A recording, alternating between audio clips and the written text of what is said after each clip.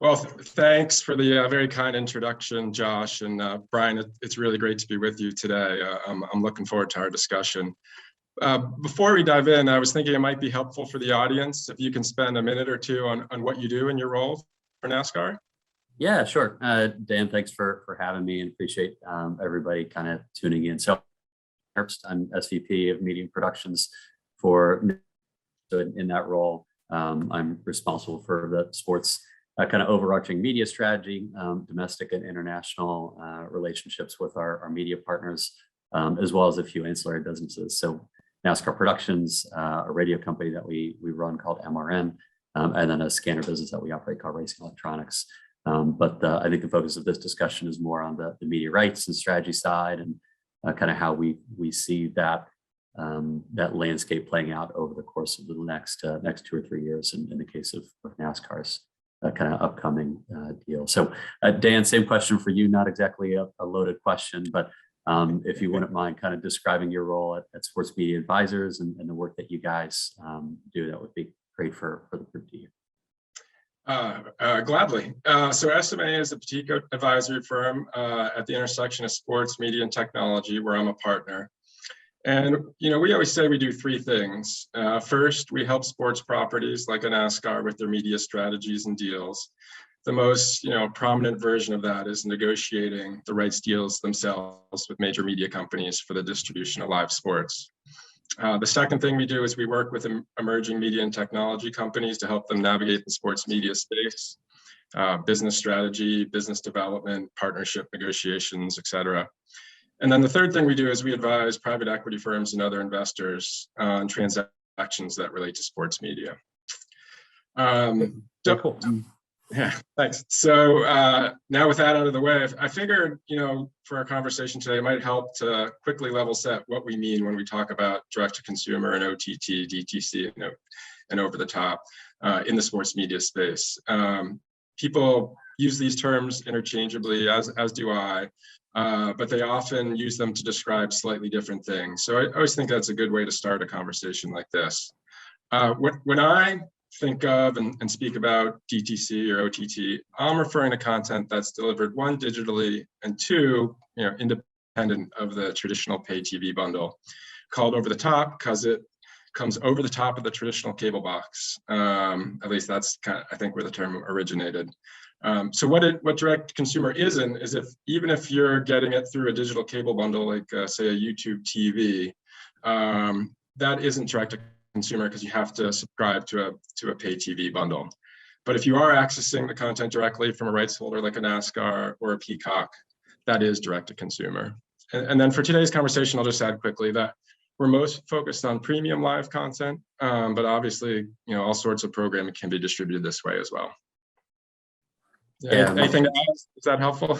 No, I think you covered it really well. I'll just say from a property perspective, so Dan and his group were integral to the rights deal that we did in 2012 and 2013. So we renewed our rights deal with Fox, who was our partner the previous deal cycle, and then we shifted our rights from ESPN and Turner to NBC in the second half of the NASCAR season. So we are, I think, 7 years into a 10-year rights deal, where we will be going into 2022. So Dan and his group were a key part of that deal team when we did the deal in 2013. So when you look at where we were, kind of the calculus that we had to think about as a sport when we did the deal in 2012, 2013, there was essentially a distribution discussion in terms of how well distributed is our content going to be, and what is the split of the number of our Cup Series races, for instance, that would be on network TV. So think Big Fox, Big NBC, versus cable channels, the cable channels for each one of those networks. So if you think about that decision in 2013, we're in about 115 to 120 million total TV homes, and that's full distribution from a broadcast perspective. But the cable ecosystem was really mature as well in 2012 and 2013. So ESPN was in about 100 million homes. And so it was almost as well distributed from a cable perspective as we were on broadcast TV. What has happened over the course of the last 7 or 8 years is that cable number kind of shrinks year over year. I think you guys probably saw recently that ESPN reported their penetration levels for their channels at 76 million homes in 2021 versus the 100 million homes that they were in 2013 when our rights deal came up. And what is taking a lot of those homes away is these cord cutters that are subscribing to the OTT direct consumer services that Dan described in his introduction. So from a property perspective, when we look at our rights cycle, so our rights deals come up in 2023, what's really critical for us is to make sure that we get that distribution conversation, we get the distribution strategy right. So if we fast forward to 2021, it's 120 to 125 million homes in broadcast TV. Cable channels are closer to like 75 million versus the 100 million that they were in 7 or 8 years ago. And that's declining. And then you have the over-the-top platforms, which are increasing in terms of subs, but haven't quite caught up with the cable channels. So if you think about it, a platform like ESPN Plus, which is an all sports platform, I think they're at 17 million subs last quarter that they presented. Peacock is probably somewhere between 15 to 20 million paid subs. So lower from a penetration perspective, but the trajectory is going up. So that's a long way to say, like, what we look at from a property perspective is what are the trajectory of each one of those platforms when we go into the rights discussion. So are they going up or down? And then what is the total penetration level of each one of those platforms? And then when you're a property like ours, which tends to sign long-term media rights agreements, so 8 to 10 years out, it's critical that we get that conversation and strike the right balance between the financials that are there on the over-the-top side versus the viewership that is there on the broadcast side. So Dan, I'm sure a lot of clients that you talk to are facing a similar dilemma. You know, what is the right balance between the viewership that all properties would like to receive and the financials that everybody has significant expectations around as well? What have you kind of seen in the marketplace over the last 2 or 3 years in terms of properties trying to do the right thing in terms of striking the balance between those two priorities? Yeah, I think you hit on all the variables that come into play. For like you said, with NASCAR and with many other properties, there's always this tension or balance between revenue and exposure. And a decade ago, that may have been between broadcast and cable, and now that is between direct consumer digital platforms and traditional linear TV. So that comes up in every negotiation, every discussion. And trying to strike that balance is tough. Everyone, digital, your distribution business does not exist in a silo, as you know better than anyone. And so when you shift to a platform with less distribution, it impacts every area of your business, ticketing, sponsorship, et cetera. And so, like you said, platforms that have a lower level of reach often will pay more to secure rights, and then getting that balance right to serve all the different constituents of a sports property or an ecosystem like the NASCAR ecosystem is critical. And so that it's it's interesting because it is a version of the conversation we've had for a long time, but in every deal we do, it's becoming a little more complicated, and there's more platforms.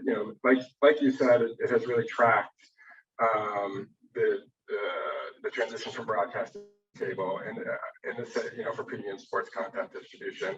And in the same way that broadcast TV didn't go away, paid TV is not going to go away. It's going to, direct consumer is going to complement it and coexist with it. You might say it's an evolution, not a revolution. Are there any considerations that you think about? I know there are beyond that come into play with direct consumer, benefits beyond kind of the reduced reach.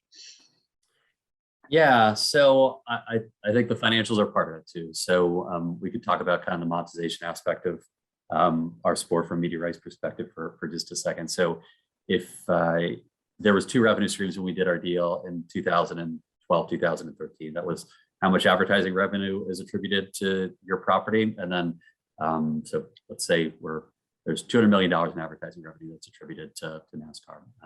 So that just goes directly against kind of the P&L modeling that any network would have against a property that was kind of our size and scale. The second revenue stream from a monetization perspective for a big property that performs really well on cable is for a cable subscriber that is paying $100 per month, and there's 75 million subs on FS1 and about 80 million subs on USA Network. There's a fee that FS1 and USA Network are getting from the cable companies in order to carry those channels on Comcast or DirecTV, if you're talking about the US marketplace. So for us on the NASCAR side, if we represented, or we counted for 50 of the top 100 most watched events on FS1 last year. So there's a portion of FS1's carriage fee that is paid by the cable companies that then Fox would then attribute to NASCAR. So revenue bucket number one is advertising for us. Revenue bucket number two is the attribution of a cable fee that is paid by the cable companies to FS1 and an NBCU cable channel, which will be USA in 2022. So that was, again, that was the rights deal in 2012. There's now a third budget that is being opened up for tier one sports properties like ourselves on the over-the-top side. So if you can find a way to deliver advertising revenue from key sponsors, which very branded sponsor rich sports on the NASCAR side, and then real value from a cable ecosystem, then this third bucket is how well can you transition that same fan base to over-the-top direct-to-consumer platforms like an ESPN Plus, like a Peacock, like a Paramount Plus, et cetera, et cetera. And then as a property, how willing are you to take some of your top content and shift it to over-the-top platforms? So one of the, certainly financials are a big part of that because they're underwriting a big part of these, or they will be a part of that because they're underwriting a decent percentage of these big rights deals. But the other part that you allude to, Dan, is the younger demo that's available on a lot of these over-the-top platforms. So you're going to have a younger audience on a Prime Video or an ESPN Plus or Peacock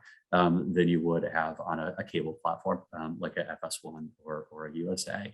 And I know that has borne out really frequently over the course of the last year or two, specifically in the soccer space, where a lot of the soccer properties may be shifting to direct consumer. Also, there's a lot more inventory in soccer than there would be for a cup race, for instance. But I know that the soccer vertical has been, certainly with the EPL deal, has been kind of fever pitch in terms of the frequency and the volume of the deals that have been done in that space. What can you speak to, Dan, based on your experience about the US soccer landscape and kind of how they're reacting to this evolution of the direct consumer vertical? Yeah, we do a lot of work in the soccer space, and it is interesting how much of a prominent role direct consumer is playing there. For the reasons you mentioned, you know, there's a younger affluent demographic in soccer. Fans are very passionate, and so it has proven out that fans will subscribe to a direct consumer service to get that content.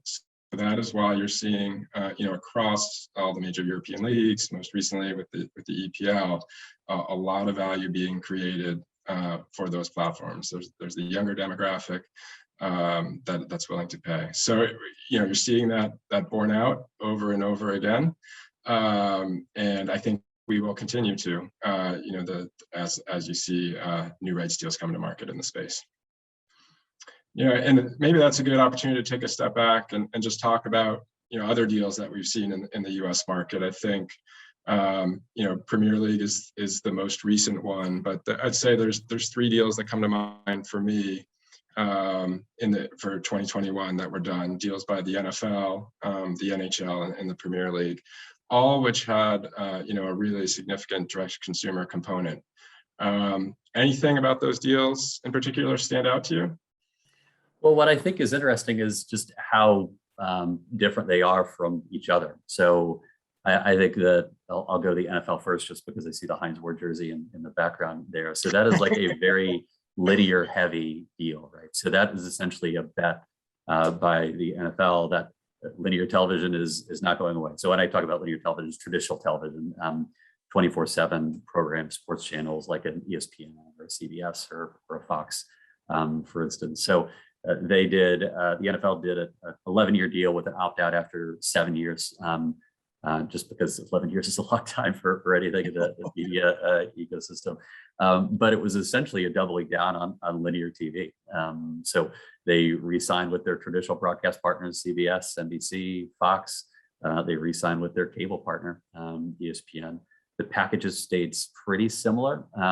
There's like an exclusive game, a single exclusive game on ESPN Plus. There's a single exclusive game on Peacock, and then essentially Amazon was the entity that stepped up for the Thursday night package. But I would say that's probably the fifth best package in terms of set of games that is available. So the best rights, the best content for the NFL is still on linear TV. So that's one end of the spectrum where there's a property that has more leverage than anybody else in the US media ecosystem, the NFL.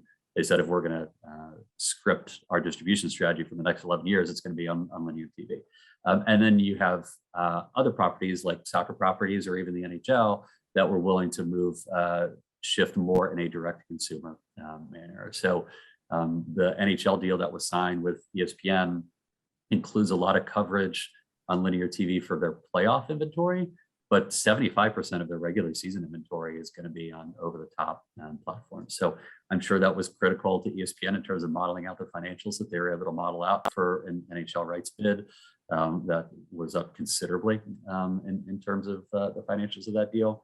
But I think it remains to be seen how successful that would be from a viewership perspective, simply because you're going from a cable channel that was well distributed in NBC Sports Network and 75 to 80 million homes to ESPN Plus, essentially over the top platform. So I think that the short answer to that question is like, you have to look at who you are from a property perspective, how much inventory you have, and what works well for one property doesn't necessarily make sense for another property. But not sure if you had anything else to add on your end, and in terms of just what you're seeing from the US media landscape, but tier 1 properties versus tier 2 properties, and how some maybe of those properties look at the world a little bit differently based on length of term and financials around the deal, et cetera.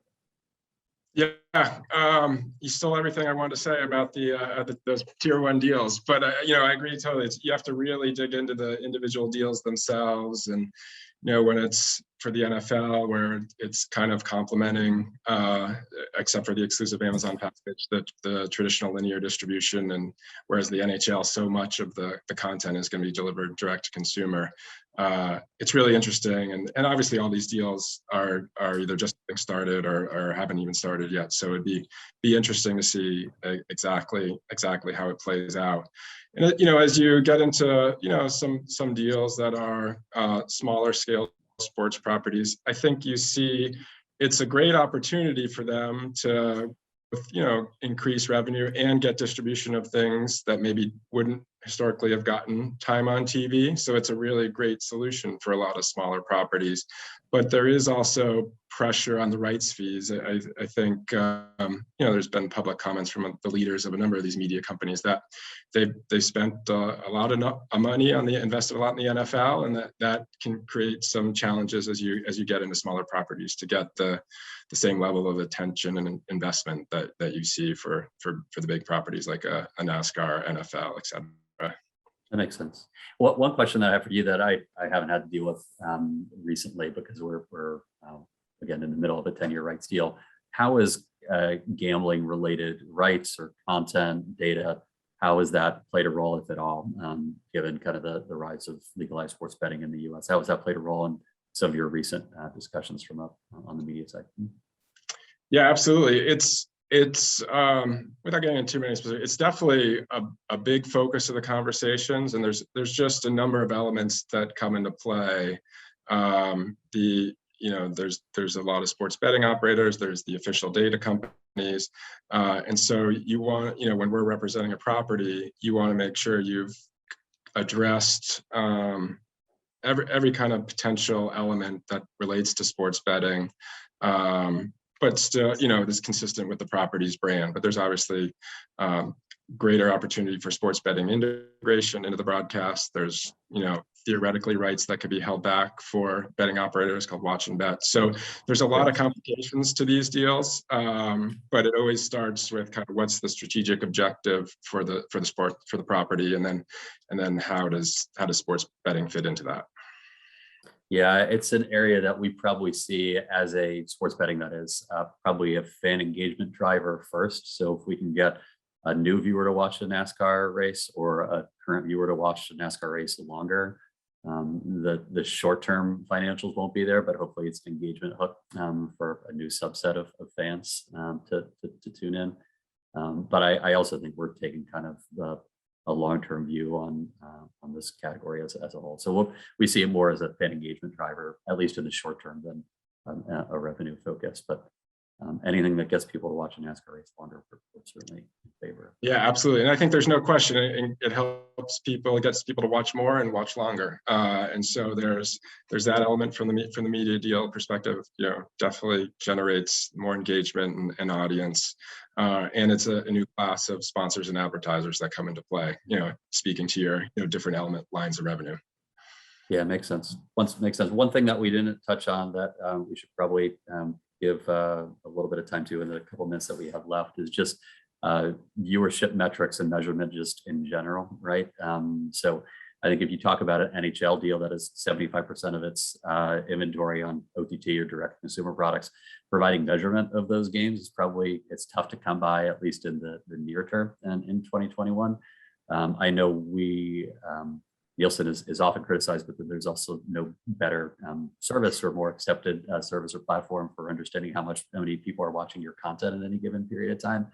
I think it'll be interesting to see over the next 2 or 3 years if Nielsen is able to capture some of these OTT services on the viewership side. And then in terms of the rights deals that the networks are doing with the properties, how much of that data, consumption data, are they sharing with the leagues and the properties, since it's essentially proprietary data today, right? Anything you're seeing in that space that's kind of worth reacting to? That's a topic close to my heart. As you know, we've talked.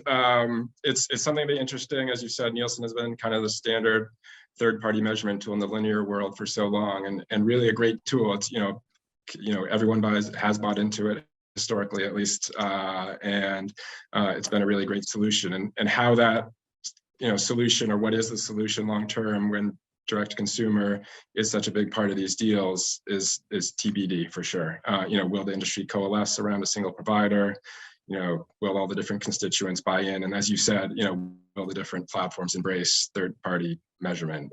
So there's a lot of different potential solutions and offerings out there today. It's something that I spend a lot of time thinking about, but I don't know that I have a great clear answer for you on how it'll play out over time.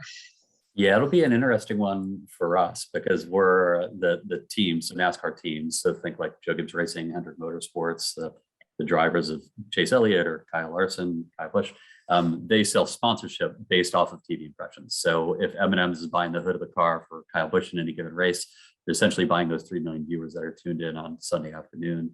To the extent that M&M's doesn't have access to the numbers, if we shifted any content to OTT platforms or a third party to ground those numbers in, I think that'll be an interesting evolution to see how that takes hold over the course of the next few years. So listen, I know that we are running out of time. We're at the bell, but Dan, anything else that you kind of had to add before we toss it back to Josh?